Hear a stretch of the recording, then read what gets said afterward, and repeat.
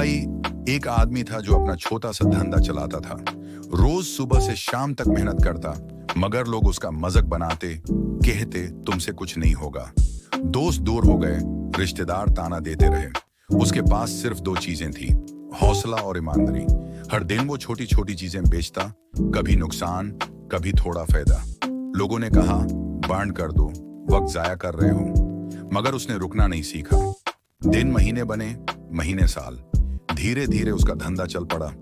आज वही लोग जो उससे दूर भागते थे, उसके साथ खड़े होने के लिए लाइन में हैं। और उसने बस एक बात समझी, वक्त का पता नहीं चलता अपनों के साथ, लेकिन अपनों का पता चल जाता है वक्त के साथ।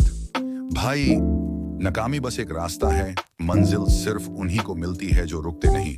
अगर ये कहानी आपको पसंद आई हो तो लाइक, कमेंट, शेयर और सब्सक्राइब जरूर करें। आपका एक क्लिक हमारे लिए सबसे बड़ी ताकत है।